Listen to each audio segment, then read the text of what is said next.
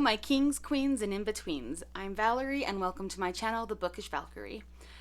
Today's video is a wrap-up for September, and I also wanted to do kind of like an honorable mention of Banned Books Week. I will probably actually get into it more next week, so like after the fact, but really we should be reading banned books all year round. So I don't know that being constrained to a single week is necessary. But I do have some of my banned books up on my shelf. This one I absolutely loved. This one I have flipped through and but haven't had a chance to actually sit down and read, but I'm hoping to do that in the next week or two. Same with Mouse. And then this book is gay. I think just because of the type of book it is, it's going to just remain like a reference slash flip through kind of book for me, because it's full of really good information. I have flipped through it on different occasions just to check my verbiage. But anyway, so I probably will never like read it cover to cover, or maybe I will just, eventually over time in pieces. Either way, these are the physical banned books that I have like immediately to hand. There are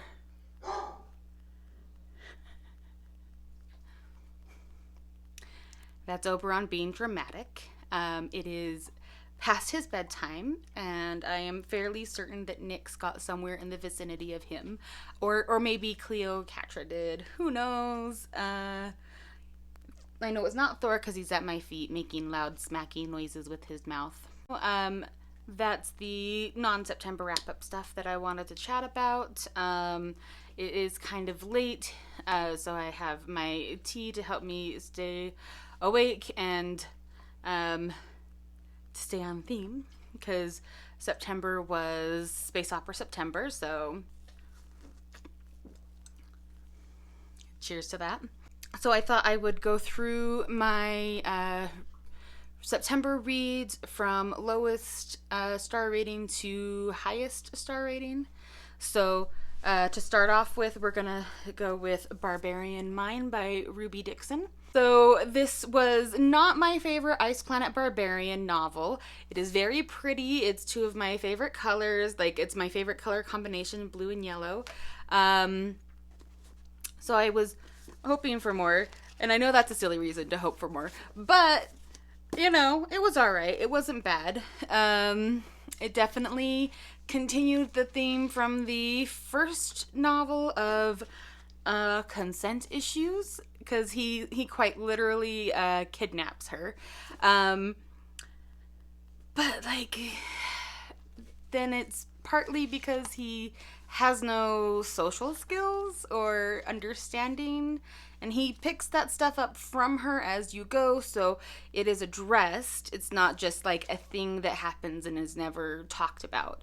So I appreciate the fact that while it had the kidnapping and questionable behaviors, it addressed them. So there's that. But so far as like enjoyment, it was like 182 pages, not very long, or I don't know. I guess it's longer than that. Maybe I was looking at the wrong thing. Sorry, I was incorrect. 310 pages. Okay, so that makes it a little more valid. It did feel kind of long. It happens in two parts. The first part where she is kidnapped and adjusting to her situation. She has some misconceptions and thinks she can't go back because of them. So she decides to make the best of her kidnapping situation, which, fair, but it's a little weird. Not a very heartwarming love story, I guess you could say. But, by the end, I buy it. There are a couple of idiots in love. Yay for them. The Next book was a 4-star. And my star ratings are really high this month, I think because of how many of my books were rereads. Barbarian Mine was a new read for me. This next one, Dragon's Song by Anne McCaffrey, is a reread. I have read this several times since like elementary school on. It was my first audiobook and I just will never not love this book. It did end up being more of a 4-star for me because I forgot how much of the book is spent on world building and how much of the character development was actually more in my head. Because like I said, I've been reading this book repeatedly since I was a kid. So I spent a lot of time dwelling on it, and I think I probably made up some extra bits to fill it in a little bit. And I mean, nothing is completely incorrect because it's also based on, the next couple books. And I still really enjoyed it. It was still really good. It just wasn't quite a 5-star read on the reread this time around for me. Next, I have Vampires of El Norte, also a 4-star, by Isabel Cañas. I didn't quite love it as much as I loved The Hacienda, but it was more a pacing issue for me, because like the first portion of this book feels like it's trying to be like a star-crossed lovers romance, and it drags a bit, and they spend a lot of time apart, and so it felt like a romance, but like the kind of romance that's frustrating because they're not together. And the horror was pretty low-key for the first half. The second half, though, picked up, and there was plenty of blood and gore and monsters and humans being more monstrous than the monsters, which is always a theme that I enjoy, because it's true. One of the reasons I love monsters is because they're so much better than the human kind of monsters. Like, the creature features are awesome. I always love a good creature feature, and I really, really loved the take on vampires for this one, where they were more of a creature than the like sexy vamps that you start getting with like Bram Stoker's Dracula, or more recent incarnations like Vampire Diaries, or sparkly Twilight. Anyhow, the monsters were monstrous, the humans were worse. I had a good time. I definitely recommend it. And then next up, I have You're Not Supposed to Die Tonight. This one is a 4.5 star read for me. I was debating whether to round it up, but I think the pacing wasn't quite there for me, although I'll have to save that opinion for, to solidify that opinion for a reread, because I definitely had some issues getting it read because of my hands and the physical read of it all. I think I will pick up either the ebook or the audiobook when I decide to do a reread, and I think I do want to do a reread of this, especially if there is a second book. The way it ended, there could definitely be a sequel. It's like any good slasher movie, there could definitely be a sequel, but there doesn't have to be, because everything is wrapped up. You're not left hanging. The ending is satisfying. The horror is horrifying, and the characters are likable. I have to say, it's been a long time since I've read a horror novel where the characters were likable, and I really enjoyed that. Again, where it got knocked down from a 5-star to a 4.5 for me was the pacing. I really think that could be a me issue, and the way that I consumed it, because I started it months ago and had to set it down.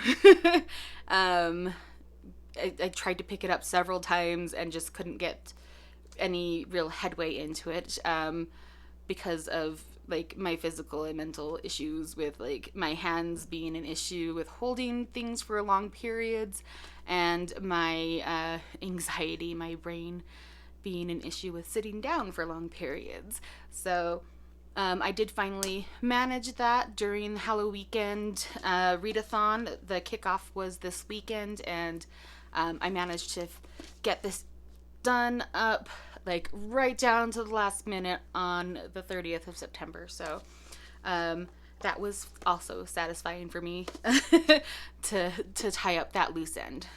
Again, we'll definitely be rereading this and see if we are amending that 4.5 to a 5. We'll see. Next up, I have the other 2 books in the Harper Hall trilogy, Dragon Singer and Dragon Drums.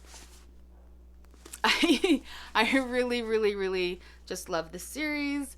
I think my favorite book out of the series, I don't know, I go back and forth between this one and this one. So I love this one because you really get to see Mentally come into her own and embrace herself and her talent and her abilities and her place in the world that is different from what she was raised to believe it would be. And I really appreciate that. Whereas with Dragon Drums, you have Pimer, who I love and adore. Pimer. He is a little scamp. Like, I really don't know any other character that embodies the moniker scamp better than Pimer. He is just always getting himself into and out of trouble. So his little adventure in this book is pretty great.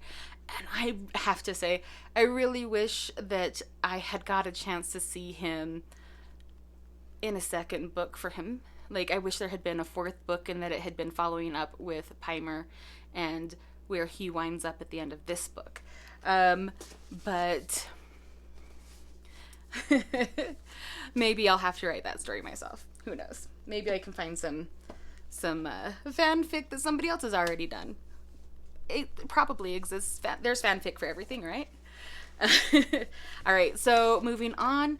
I only have the one of these 4 physical books, but 1 through 4 of the Murderbot Diaries were also 5 stars. I don't know if I said that, but the Anne McCaffrey books were 5 stars. And this is also a 5-star. All 4 of these were a 5-star. I am saving the 5th book for either the end of this month or the very beginning of next month, so I can read it right before the new book drops, because the new book is supposed to pick up right where the 5th book left off, and I'm really excited for that. I was a little disappointed that the most recent release was actually something that took place, I want to say, between 4 and 5, and so it should have been numbered differently, at least, you know, like in my opinion, than how it's numbered on Goodreads. I would say read the 6th book after the 4th book, because it is referenced in the 5th book in the past tense. So anyhow, I really enjoyed all of these rereads. Murderbot is still the best, and I can't stand how much I love Murderbot. Anyway, really enjoyed the Murderbot reread that I did, and then I followed that up with a reread of The Long Way to a Small Angry Planet by Becky Chambers. This is just like a warm bath, a fuzzy blanket, hot tea kind of read. It's just cozy, and you just want to sink into it and get all the warm fuzzies. Obviously, if you have read this, you know that there is a very, very sad part in it, and I would definitely check your content warnings if you need them. I will throw out that the big content warning, at least for me, in this is grief for grief. So there's definitely some grief. There's a little bit of violence, and it's, I don't know, it's just such a good book. And if you haven't read it, I would definitely suggest you read it. It's one of those queer norm universes, and what I hope will be our actual future so far as it's all just normal, because it is. So that was the last book that I read for the soap opera, close, space opera September. And then I also did a couple of rereads for the Mercyverse reread that I'm doing with my friends, IRL. So I read Moon Called. I still can't get over what happens to Mac. Like, you deserve better, Mac. But it's still a great book, still a 5-star, holds up. And then as for the 0.5 novella, for Alpha and Omega, this happens partway through Moon Called. I want to say probably 2/3 into Moon Called is about when Alpha and Omega takes place. It is one of the books in this bind-up, in this anthology, of various authors, but you can get it on its own as an audiobook, or you can get it on its own as an ebook. I have not seen it in a paperback or hardback bind-up by itself. It is also included in the Shifting Shadows short story bind-up, but still amazing, still great.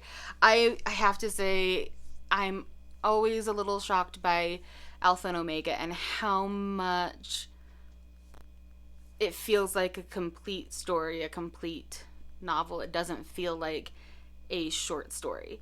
It is a short story. It's very quick, but you get so much information, but not in an info dumpy sort of way, that it does feel like its own story.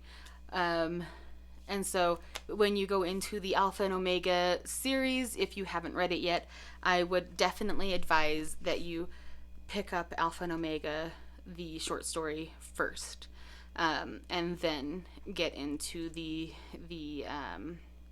next book. I think the first full-length novel is Hunting Ground?